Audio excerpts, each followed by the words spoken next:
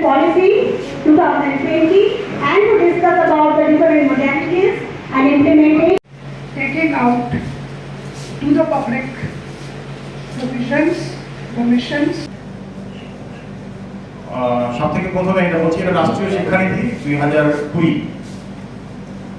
এটার যেটা প্রয়োজনীয়তা এটা সবার জানা আছে, কারণ আমাদের যেটা পৃথিবীতে প্রতিনিয়ত এটা চেঞ্জ হচ্ছে।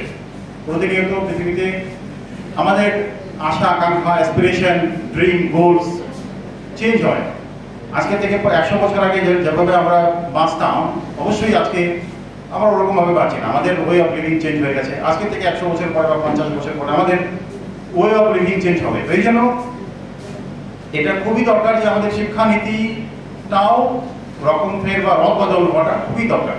আর এটাই মাথায় রেখে আমাদের ministry of education, government of India রাষ্ট্রীয় শিক্ষানীতি রূপায়িত করেছে 2020। যেটা আমি আগে বলেছি ওটা আবার আমি রিপিট করব, যে তিনটে পিলার্স, তিনটে স্তম্ভ আছে এটাতে। একটা হলো অ্যাক্সেস বা প্রবেশাধিকার বা প্রবেশ, অ্যাক্সেসিবিলিটি। 2 নম্বর হলো ইকুইটি বা সমানতা, সবার প্রতি সমান আমাদের মানসিকতা থাকাটা খুবই দরকার। আর তৃতীয় হলো কোয়ালিটি বা গুণবত্তা। এই তিনটে যে পিলার্স আছে বা স্তম্ভ আছে, এটাকে আমরা মাথায় রেখে ন্যাশনাল এডুকেশন পলিসি বা রাষ্ট্রীয় শিক্ষানীতি আমরা রূপায়িত করার চেষ্টা করছি। সবগুলো ডিস্ট্রিক্টের 5টে কেবির এখানে প্রিন্সিপাল স্যাররা আছেন। কেবি তেলিয়ামুড়া মিস্টার বীরেন্দ্র কুমার গৌতম, কেবি এনআইটি আগরতলা মিস্টার সন্দীপ কুমার, আমার নাম দীপঙ্কর রায়, কেবি কুঞ্জমানের আমি আছি, কেবি মহিলা আগরতলা মিস্টার সুনীল কুমার মাসি, আর কেন্দ্রীয় বিদ্যালয় জিসিসিআরপিএফ মিস্টার ধনঞ্জয় দত্তা। সবগুলো স্কুলে আমরা যথেষ্ট এফোর্ট দিয়ে আর সবকিছু কথা চিন্তা করে আমাদের গভর্নমেন্ট অফ ইন্ডিয়া, কেন্দ্রীয় বিদ্যালয় সংগঠন থেকে আমরা যেগুলো দিশা নির্দেশ পাচ্ছি সেগুলোর উপর ভিত্তি করে আমরা রাষ্ট্রীয় শিক্ষানীতি প্রকল্প আমরা রূপায়িত করার চেষ্টা করছি। আমাদের গুণী এবং জ্ঞানী শিক্ষকরা, শিক্ষয়িত্রীরাও আমাদের এই রূপায়ণ কাজে ওনারাই মুখ্য ভূমিকা নির্বাহ করছেন। আর একটা কথা আমি এখানে বলবো যে এই যে রাষ্ট্রীয় শিক্ষানীতি, এটা রূপায়িত করার পেছনে আমাদের অভিভাবক এবং আমাদের বাচ্চাদের মা বাবাদের একটা বড় ভূমিকা রয়েছে। কারণ বাচ্চারা স্কুলে 8 ঘন্টা থাকে, বাকি সময়টা ওরা বাড়িতে কাটায়। তো এখানে যেগুলো মূল বিষয়গুলো আছে ওগুলো রূপায়ণ করার জন্য মা বাবার বা অভিভাবকের গুরুত্ব অপরিসীম।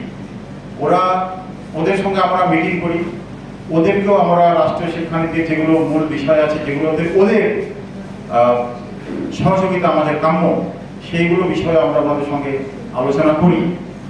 অনেক কিছু বলতে গেলে, সবকিছু বলতে গেলে অনেক সময় লেগে যাবে, কাজেই আর বেশি সময় আমি নেব না। একটা শেষে বলবো যে আমাদের দেশটা হলো একটা মহান দেশ, একটা উপমহাদেশ বলা হয় যাকে, ইন্ডিয়ান সাবকন্টিনেন্ট।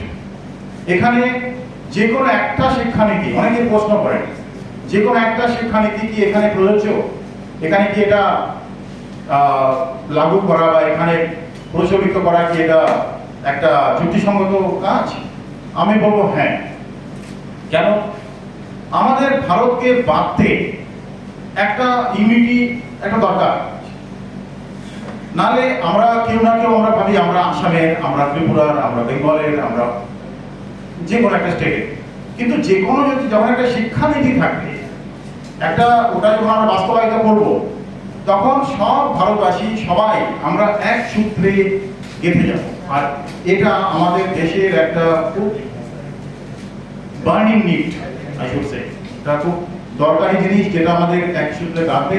আর আমি মনে করি এই রাষ্ট্রীয় শিক্ষানীতি, ন্যাশনাল এডুকেশন পলিসি যেগুলো টেনেটস আছে, যেগুলো মূল বিষয় আছে, এগুলো যদি আমরা ভালোভাবে গ্রহণ করি, রূপায়িত করার চেষ্টা করি, শুধুমাত্র কাগজে কলমে নয়, বাস্তবে বাচ্চাদের মাধ্যমে, স্টেক হোল্ডারদের মাধ্যমে যদি রূপায়িত করার চেষ্টা করি, তাহলে আমি নিঃসন্দেহ যে আমাদের ভারতবর্ষ আবার এখনো মহান আছে, আরো মহানতম দেশ হিসাবে, পৃথিবীর প্রথম সারির দেশ হিসাবে অবশ্যই অদূর ভবিষ্যতে আমরা ভারতবর্ষকে দেখতে পাবো। এই বিষয়ে আমার কোনো সন্দেহ নেই। আমি আবার সবশেষে সবাইকে অনেক ধন্যবাদ দিয়ে